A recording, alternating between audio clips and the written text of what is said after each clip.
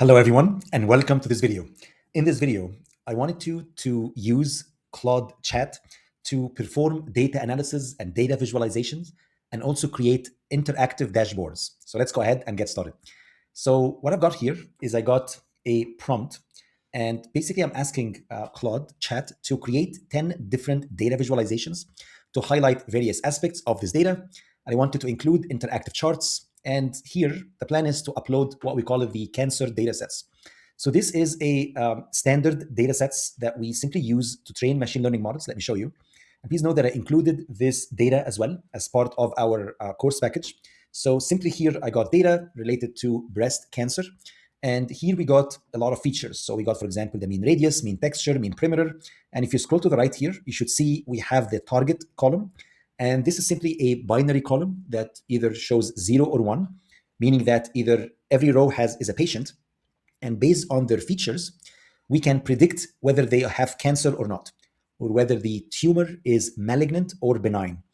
So really all I need to do is I'm going to use that prompt and I'm going to upload this data to Claude here. So I'm just going to paste the prompt. And you can see here on the bottom left corner, there is a plus icon.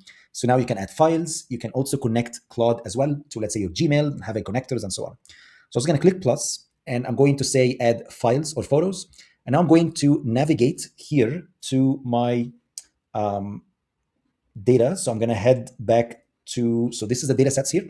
And here I got that cancer data set. It's simply an Excel sheet that includes here this cancer data. And please note that I'm going to enable Opus 4.6 with extended thinking as well. So let's go ahead and run it. So now you should see basically Claude is going to first read the data. It's going to, because I asked it to create an interactive basically dashboard, it's going to write code and it's going to show you as well or render that code on the right-hand side.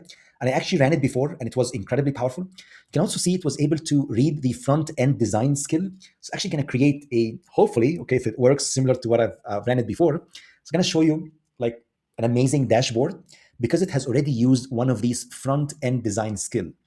Please note that with skills, think of it as you take the Claude and kind of make it a super LLM or super large language model, because now you can have the ability to create front-end design. You can also use it to interact with PowerPoint presentations. By getting that PowerPoint skill, you can also ask it to create Microsoft Word documents. Again, these LLMs, you can extend them with skills and plugins to take that to the next level. So now you should see it's actually creating the comprehensive interactive chart. And look at this, actually writing that code behind the scenes. It was able to extract all the different numbers for radius, area, and you can see the target here as well, either malignant or benign. If you remember that 0 or 1 that I mentioned, it's actually like showing it to you here and showing you as well kind of the area, radius. And if you go up, you should see what it's doing. These are all the different, for example, colors that has been set. And these are the different visuals that are going to be used, right? So you can see, for example, it's going to do a radar chart. It's going to do a scatter chart. It's going to do a line chart. And you can see that these are all the different charts here that are being created as part of our dashboard. So what I'm going to do is I'm going to let it run, and I will be back once the dashboard is created.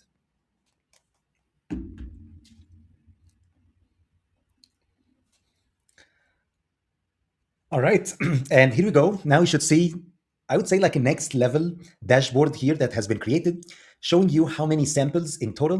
So you can see almost 569 samples. And please note that this is a benchmark data, so I'm very familiar with the data. And these numbers are quite right. I can actually show you here that 62% of the data is benign, 212 is malignant. There are 30 features. You can also see as well this interactive chart. So you can see the class distribution here. It's showing you as well kind of the distribution of both the malignant and benign cases.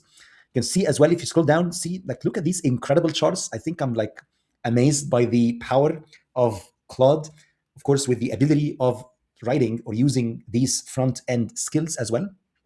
You can see here we got a nice box plot. You can see as well here a nice scatter chart as well. And please note that this simply is an interactive chart. And of course, if you want to see what is happening behind the scenes, you can see the code that has been generated here as well.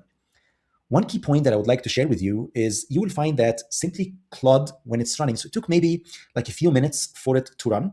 I believe it might have the time here. So I would say at least 5 minutes it took. And basically what you notice is that these LLMs right now, they have that sort of self-reflection loop. That means before it generates any output, it actually goes back and evaluates its own work. And that's why you will find that these dashboards are actually quite accurate. If you go here, you will find it looks pretty good. It looks like a pro designer actually created it. You will find, for example, that it actually here found that there was an issue, and it's telling you, let me fix chart 10, and there is an issue here with it.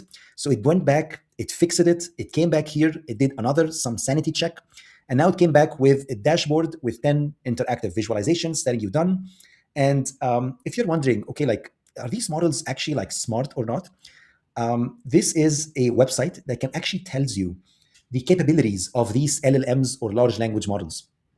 So just quickly, I wanted to share that older models, especially if you have used maybe AI back in 2024, these, let's say, Opus model, the older Claude, it used to finish tasks that used to take humans 2 minutes only, and now they break. So for example, they can maybe fix bugs in a small Python library, or maybe do something very basic. You can't let them go and work, for example, for an extended amount of time.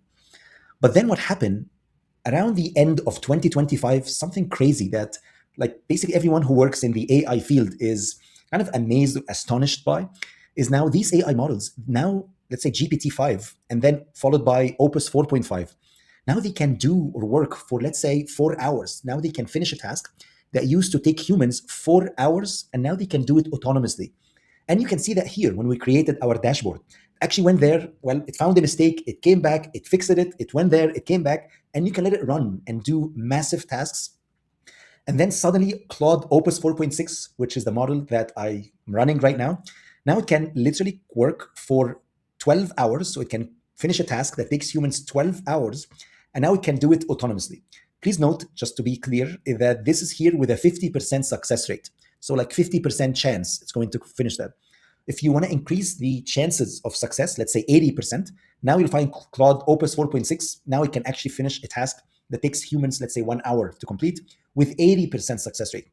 But just with that rate, with that exponential kind of insane growth and improvement in capabilities, we are expecting over the next year or so, you will find the next Claude Opus 5 or maybe 4.8 or something. It's going to be like you can just give it any task and it's going to finish it with almost 90% success rate. And with that, that's all I have for this video. I hope you enjoyed it, and see you in the next one.